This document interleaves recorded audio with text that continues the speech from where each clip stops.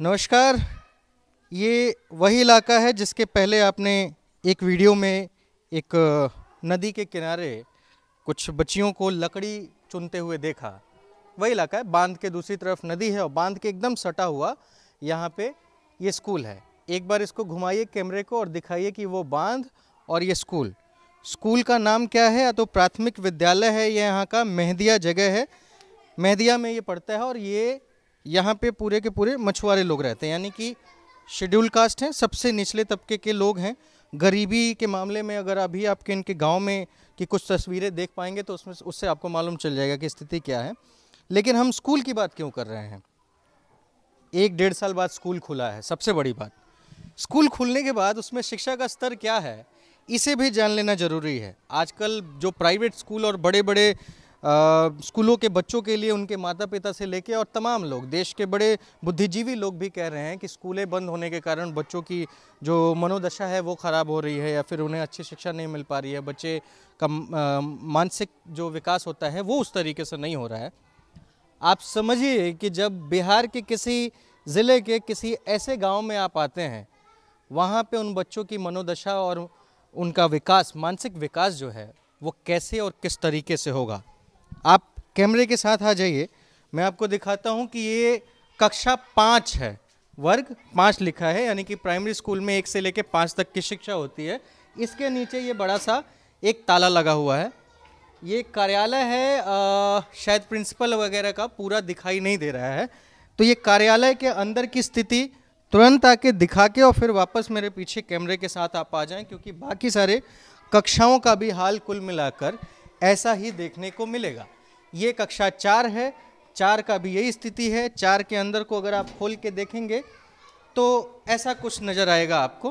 पीछे बाढ़ दिखेगी, यहाँ पे सारा कचरा दिखेगा। कैमरे को पूरा नीचे से ऊपर तक दिखाएं, फिर वापस आ जाएं आराम से।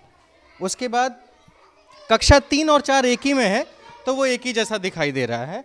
अब कक्षा 2 में आ जाइए आप, और कक्षा 2 में आएंगे तो 2 में भी ताला ही लगा हुआ है।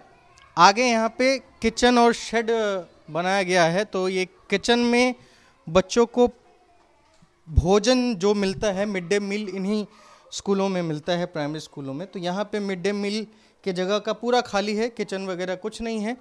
और ये एक दरवाज़ा है, इसको हम खोलने की कोशिश कर रहे हैं लेकिन ये खुल नहीं रहा है। मतलब कितना भी वजन दबाइए आप, ये गेट खुलेगा नहीं, शायद अंदर से बंद होगा। अच्छा हाँ, ये भी एक ही है ना, तो एक में ताला लगाया गया है, दूसरे को बंद कर दिया गया है। ये स्थिति है। अब यहाँ देख लीजिए, कुछ यहाँ पे पढ़ाई हो रही है। फ़िलहाल बच्चों के स्कूल का छुट्टी हुआ है लंच करने के लिए, टिफ़िन करने के लिए। तो ये पूरी ऐसी स्थिति यहाँ पे आपको दिखाई देगी। बच्चे सब खेल रहे हैं, स्कूल में बकरियाँ खड़ी हैं। ये शिक्षा व्यवस्था का विकास हो रहा है बहुत अच्छे तरीके से। यहाँ पे बच्चा, क्या हाल है भाई आपका? हैं? किसका? आप कौन हैं? शिक्षक हैं सर। आप शिक्षिका हैं यहाँ पे? कौन से क्लास से कहाँ तक पढ़ाती हैं? 1 से 5 तक सर नहीं रहते हैं तो 1 से 5 तक पढ़ाते हैं। नहीं, आप सरकारी शिक्षिका हैं? जी सरकारी पैसा मिलता है आपको? जी मिलता है। स्कूल के बारे में हमको कुछ बताएंगे कि नहीं बताएंगे? जी बताएंगे, डरे नहीं। नहीं ना, डरिए नहीं, हम लोग कहाँ बंदूक भाला थोड़ी ना लेके आए जी। जैसे आपसे पूछ रहे हैं हम कि क्या है, कैसे है। ये जो प्रधान अध्यापक का कक्ष है वो कहाँ है? इस पूरा स्कूल में कै गो टीचर हैं? 2 टीचर हैं। 2 ही टीचर का वैकेंसी यहाँ पे हुआ है और वो 2 लोग मिलके यहाँ पे सारा बच्चों को पढ़ाता है, 1 से लेके 5 तक। कितना बच्चा है यहाँ पे पढ़ने के लिए? यहाँ पर 150 तक हैं। 150 बच्चा को आप ही 2 लोग पढ़ाती हैं? ठीक है। आप कितना पढ़ी लिखी हैं? हम इंटर तक किए हैं। तो इंटर के बाद आपका वैकेंसी यहाँ पे हो गया? आप सरकारी ही हैं ना कि ऐसे? सरकारी हैं। सरकारी टीचर हैं। मंथली सैलरी कितना रुपया है? 28,000। आपको 28,000 मिलता है पूरा? अच्छा, 28,300 मिलता है। 28,300। 2007 में बहाली हुआ है। अच्छा, 2007 की बहाली है आपकी? क्या बात है, मतलब नौकरी करते हुए आपको हो गया 14 साल। अच्छा, यहाँ पे मिड डे मील जो होता है खाना बनाने वाला, वो बच्चों के लिए बना क्यों नहीं है? बना है सर, वहाँ पे बना था। आज बना था? चावल आया है, मैंने सरकार तरफ से ऑर्डर आएगा तब ना मिले बनेगा खाना। तो अभी खाना बनाने का ऑर्डर नहीं है? नहीं आया है, क्या है? अच्छा, व्यवस्था है उसका? चलिए, अब बाथरूम का क्या व्यवस्था है? बाथरूम का देखिए, बाथरूम ये है, बाथरूम है, बच्चे लोग यहाँ के बच्चे लोग तोड़ ताड़ दिए हैं लोग। कोरोना में बच्चे लोग तोड़ दिए हैं, खिड़की के हमारे सब तोड़ दिए हैं के बच्चे लोग।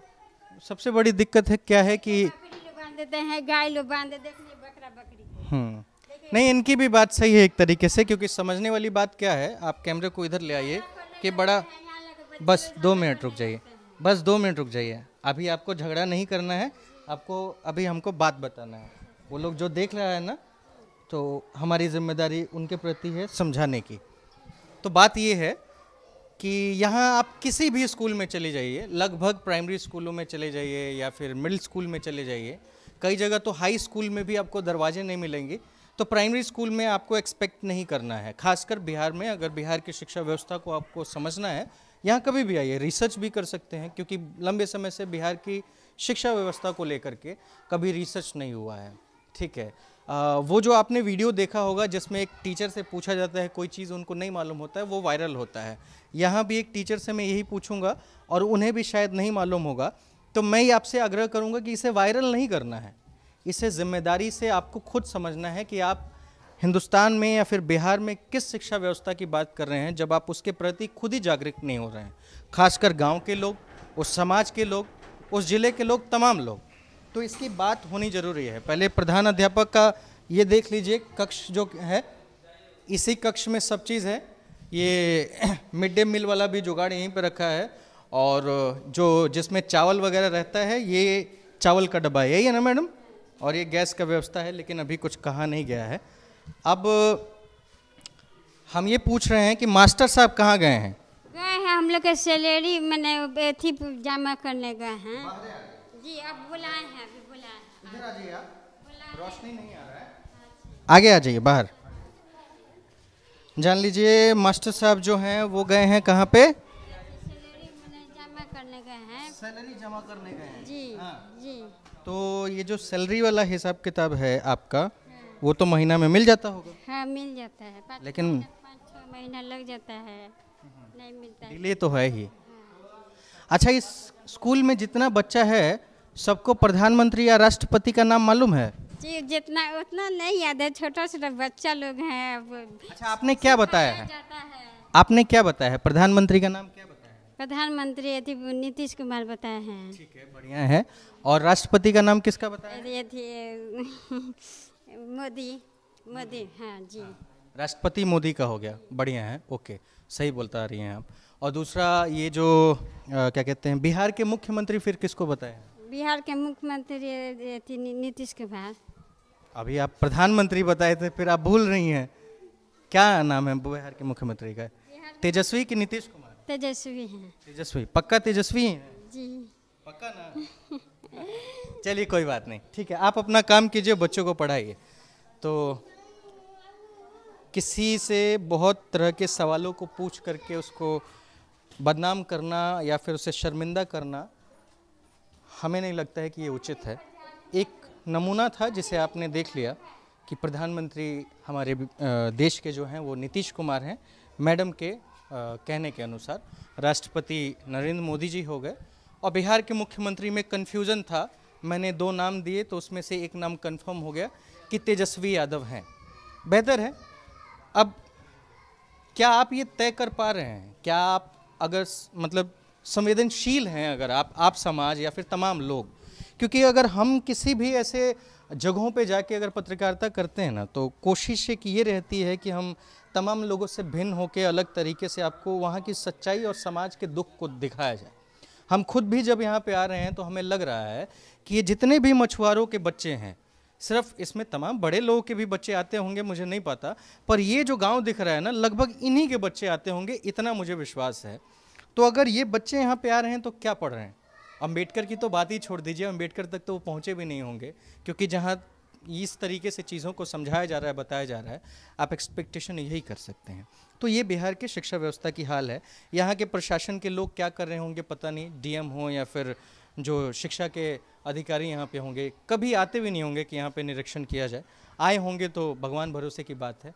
फिलहाल आप इससे तसल्ली कीजिए, और अगर आपको लगे कि ये कमियां हैं, इस पे आवाज़ उठानी चाहिए, तो आप बड़े रूप से अपने आप को मजबूत कीजिए, इसके पीछे लड़िए, क्योंकि शिक्षा ही नहीं मिलेगी ना, कुछ नहीं होगा। मैं इन्हें वायरल नहीं करना चाहता हूँ, मेरा सीधा सा मतलब है कि इसके लिए बात हो, आपको तकलीफ़ हो, अगर आपको तकलीफ़ होगी तभी ये चीज़ें बदल पाएंगी। फिलहाल इस वीडियो में इतने ही। मेरा नाम अनिल शारदा है, आप पंचायत देख रहे थे। धन्यवाद।